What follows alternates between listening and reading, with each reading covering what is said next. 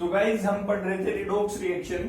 उसमें हमने पढ़ा रिडक्शन किसी एलिमेंट का या किसी कंपाउंड का कैसे हुआ और ऑक्सीडेशन कैसे हुआ इन मेथड से। तो ये डिफरेंस बेसिक है जो आपको अपनी नोटबुक में जरूर लिखने हैं और याद रखने हैं।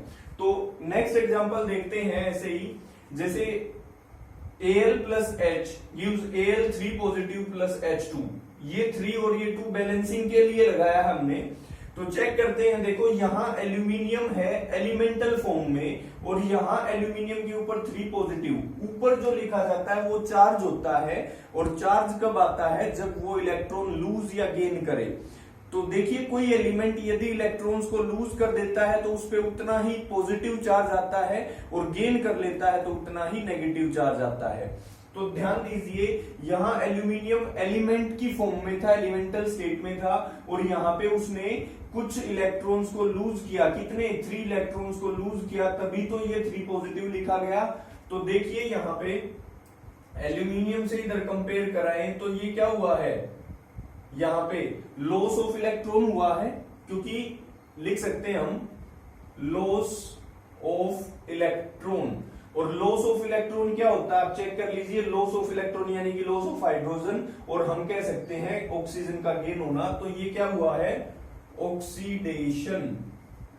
तो इस प्रकार के भी एग्जांपल आपको ध्यान रखने हैं। और दूसरे का ऑटोमेटिकली रिडक्शन होगा, लेकिन फिर भी समझ लेते हैं। यहाँ पे ये 6H पॉजिटिव था और ये रहा सिर्फ H2। तो ये इसने क्या रहा होगा कि गेन कर रखा था एक इलेक्ट्रॉन, लेकिन लूज कर रखा था एक इलेक्ट्रॉन, लेकिन फिर उसने गेन किया होगा, तभी तो वो एलिमेंटल फॉर्म में आया होगा। तो यहाँ पे हम कह सकते हैं गेन ऑफ इलेक्ट्रॉन यानी कि गेन ऑफ हाइड्रोजन या फिर loss of oxygen, that is reduction. In the same वे देखो जिंक को इधर कंपेयर कराएं तो ये जिंक था अकेला एलिमेंट की फॉर्म में, और यहां जिंक जो है वो 2 पॉजिटिव कब लिखा गया होगा, जब इसने 2 इलेक्ट्रॉन्स को लूज किया होगा। तो लूज किया होगा तो यानी कि लॉस ऑफ इलेक्ट्रॉन हुआ है यहाँ पे, और ये क्या कहलाता है, ऑक्सीडेशन। तो ये बात जब आपको ध्यान रहेगी, लॉस ऑफ इलेक्ट्रॉन यानी कि गेन ऑफ ऑक्सीजन यानी कि ऑक्सीडेशन। और दूसरे का ऑटोमेटिकली क्या रहा होगा, रिडक्शन। तो चेक भी कर लेते हैं, यहाँ कॉपर ने 2 ले रखे थे, यहाँ कॉपर एलिमेंटल स्टेट में आ गया, इसका मतलब इसने वो वापस ले लिए, यानी कि गेन हुआ है of electron, that is reduction. तो गाइज इस तरीके से हमें ये एग्जांपल ध्यान में रखने हैं। आपको कोई डाउट है तो आप इसको एक बार अच्छे से देख लीजिए, अपनी नोटबुक में लिख सकते हैं। तो नेक्स्ट टॉपिक हम पढ़ेंगे इफेक्ट्स ऑफ रिडॉक्स रिएक्शन। तो इसमें बेसिकली हम देखते हैं ऑक्सीडेशन के इफेक्ट आते हैं हमारी डेली लाइफ में, जिसमें 2 इफेक्ट हम पढ़ेंगे और दोनों ही मोस्ट इंपॉर्टेंट है। एग्जाम के व्यू से अगर हम देखें तो उनमें से एक क्वेश्चन जरूर मिलता है। क्या क्या है दोनों इफेक्ट, एक तो होता है कोरोजन और एक होता है रेंसिडिटी। तो चलिए डिटेल में करते हैं, इनको मिटा रहा हूं मैं।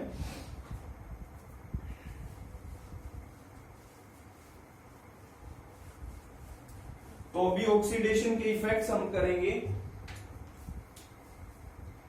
फर्स्ट मैंने क्या बताया, कोरोजन। होता क्या है कोरोजन, देखिए जो भी मेटल है उनका सरफेस धीरे धीरे खराब होता चला जाए, किसकी वजह से, एटमॉस्फेयर में जो भी मॉइस्चर है या अदर गैसेस हैं उनके इफेक्ट से धीरे धीरे कोई मेटल का सरफेस खराब होना क्या कहलाता है, कोरोजन कहलाता है। तो इसकी डेफिनेशन लिख लेते हैं, the slowly eating up the surface of metals due to attack of atmospheric gases like oxygen, hydrogen और हाइड्रोजन का सल्फाइड होता है, वो मेन इस पे इफेक्ट करता है, या कार्बन डाइऑक्साइड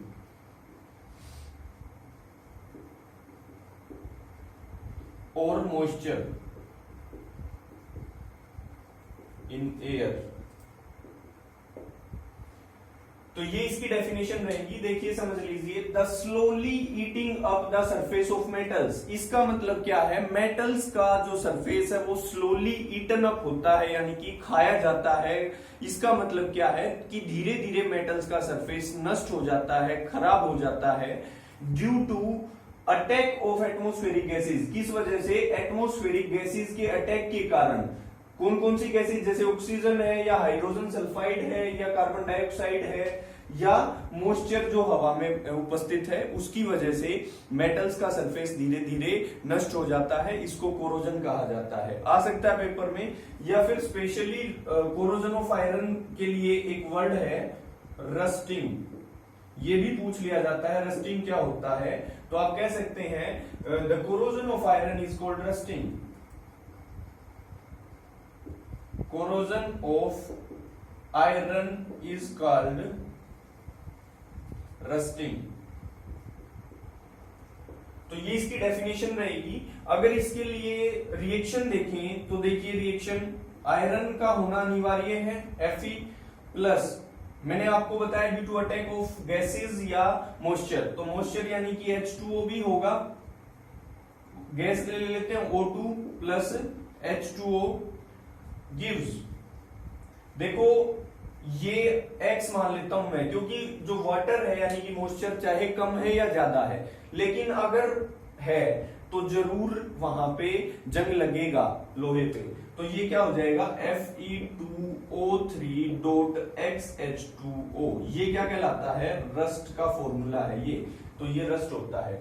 तो गाइस चेक करते हैं, देखो इसको जब बैलेंस करेंगे तो यहाँ 3/2 लगता है और ये 2 लग जाता है। अब ये बैलेंस भी हो गई है। तो ये वो रिएक्शन है जिसकी वजह से हम कह सकते हैं कि ये कोरोजन ऑफ आयरन के लिए यानी कि रस्टिंग की स्पेशल रिएक्शन है।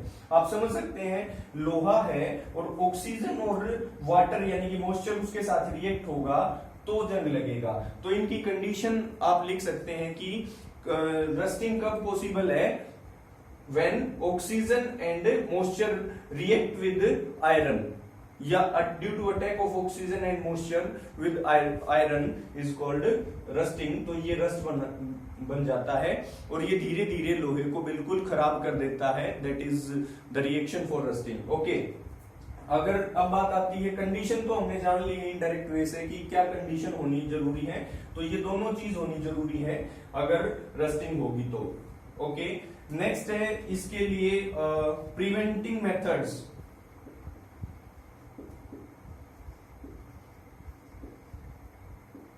प्रिवेंटिंग मेथड्स की यदि बात करें कि बचा कैसे जाए इनसे, तो कैसे बचा जा सकता है, देखिए, या तो हम वहां पे मॉइस्चर वगैरह और एयर का अटैक ना होने दे मेटल के सरफेस तक। तो वो कैसे संभव है, by painting the surface of iron article. हमने देखा होगा घरों में हम लोहे की किसी भी चीज को क्या कर देते हैं, पेंट कर देते हैं। तो उसकी वजह से क्या होता है कि उस पर एटमोस्फेरिक गैसेज अटैक नहीं कर पाती और वाटर भी डायरेक्टली उसके सरफेस पे कोई इफेक्ट नहीं शो कर पाता। तो इस वजह से वो रस्टिंग नहीं हो पाती है वहां पे। ओके, सेकेंड पॉइंट हम कह सकते हैं बाय ग्रीसिंग और oiling the surface of metals. Metals के सरफेस को ग्रीस करना या ऑयल से उसको करना, तो क्या उसमें क्या हो जाता है कि वो भी उसका कॉन्टेक्ट काट देता है ऑक्सीजन का और वाटर का। तो वो भी क्या रहेगा, उससे सेफ रहेगा मेटल का सरफेस। नेक्स्ट हम कुछ ऐसा मेथड भी फॉलो कर सकते हैं जो मैंने आपको रिएक्टिविटी सीरीज बताई थी, समझाई थी, कि उसमें जो हायर रिएक्टिव एलिमेंट्स है वो ऊपर थे और लेस रिएक्टिव नीचे जाते जा रहे थे। तो जो आयरन है Fe, उससे ऊपर वाले जो एलिमेंट्स हैं, उन एलिमेंट्स की कोई लेयर उनके सरफेस पे यदि हम चढ़ा दें आयरन के ऊपर, तो उससे क्या होगा कि वो ज्यादा रिएक्टिव एलिमेंट्स है वो अपने आप रिएक्शन कर जाएंगे, लेकिन लोहे के साथ रिएक्शन नहीं होने देंगे। जैसे इसका एग्जांपल है कि जिंक लोहे से ज्यादा रिएक्टिव रिएक्टिव है तो वो जिंक की लेयर चढ़ा दी जाती है लोहे के सरफेस पे, तो उसकी वजह से वो क्या करता है कि लोहा सेफ रहता है। तो इसको हम कहते हैं गैल्वेनाइजेशन। इंपॉर्टेंट है ये पॉइंट, पूछा जा सकता है व्हाट इज गैल्वेनाइजेशन। तो गैल्वेनाइजेशन क्या होता है? The process of depositing a layer of zinc on the surface of iron article to prevent it from rusting, this is called galvanisation. तो ये सब मेथड्स हैं जिनसे हम लोहे को रस्टिंग से बचा सकते हैं। तो गाइज कभी कभार पेपर में इंपॉर्टेंट है, ये पॉइंट्स भी पूछ लिए जाते हैं कि कोरोजन ऑफ सिल्वर या फिर कोरोजन ऑफ हम कह सकते हैं कॉपर भी पूछ लिया जाता है। तो देखिए कोरोजन ऑफ सिल्वर और कॉपर की अगर बात करें, कॉपर के लिए कोरोजन की रिएक्शन यहां मैं लिख रहा हूं, तो देखो Cu plus O2 plus H2O plus CO2, ये सब देखो कॉपर के साथ ऑक्सीजन, वाटर और CO2 सब चीज रिएक्ट करती हैं, तो ये बनता है CuO H होल ट्वाइस। एक मिनट, ये बेसिक कॉपर बनता है, इसका जो फॉर्मूला रहेगा चेक कर लेते हैं एक बार। कॉपर के लिए ये बनेगा CuCO3 dot CuOH whole twice, CuCO3 dot CuOH whole twice. तो ये बोला जाता है basic copper carbonate, basic copper carbonate, जो कि ग्रीन कलर का होता है। कैसा होता है ये? ग्रीन। तो इसीलिए कॉपर का जो भी कोई भी आर्टिकल है, कोई भी मटेरियल है कॉपर का, वो जैसे ही उसका कोरोजन होगा तो वो ग्रीन लेयर में कन्वर्ट हो जाता है उसके ऊपर।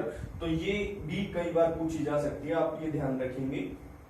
अगर सिल्वर की बात करें, सिल्वर, तो सिल्वर होता है Ag, तो ये रिएक्शन करता है किसके साथ? हाइड्रोजन सल्फाइड के साथ, H2S के साथ, H2S के साथ, जो कि एयर में प्रेजेंट है। तो ये जब इसके साथ रिएक्ट करेगा तो ये बनाएगा Ag2S प्लस H2। तो ये जो Ag2S है ये क्या होता है? ब्लैक कलर का होता है। तो इसी वजह से जब कभी भी चांदी का कोरोजन होता है, सिल्वर यानी कि चांदी, चांदी का जब कोरोजन होगा तो वो ब्लैक कलर में कन्वर्ट हो जाती है चांदी। ये बात आपको ध्यान रखनी है। तो गाइज ये था कोरोजन के बारे में। ये दोनों भी कभी कभार बस इनकी रिएक्शन पूछ ली जाती है, या इनमें ये पूछ लिया जाता है कि वो कन्वर्ट क्यों होती है ब्लैक में। तो क्योंकि जो चांदी का है वो कोरोजन होगा हाइड्रोजन सल्फाइड के साथ जो हवा में प्रेजेंट है, तो वो ये Ag2S बनाएगी जिसका कलर ब्लैक है, इस वजह से वो ब्लैक कलर में कन्वर्ट हो जाती है due to corrosion of silver. In the same way ये ग्रीन कलर में कन्वर्ट होता है due to corrosion of copper. Okay, तो अब बात कर लेते हैं रेंसिडिटी की। ये भी सेकंड फैक्टर था, हम बता रहे थे कि ऑक्सीडेशन कहां कहां पे इसके इफेक्ट होते हैं। तो कोरोजन हमने कंप्लीट किया, अब हम पढ़ेंगे रेंसिडिटी। इंपॉर्टेंट है ये भी।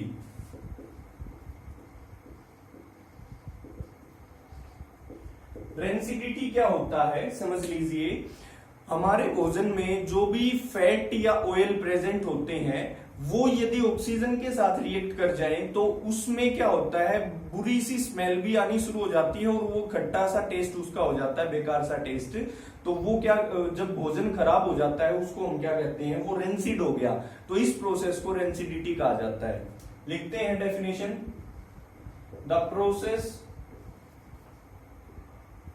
in which the fats and oil present in our food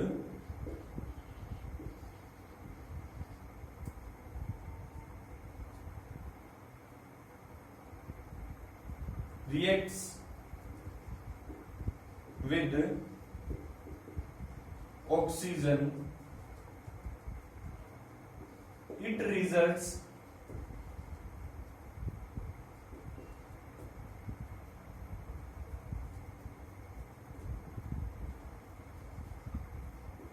in bad smell and bad taste.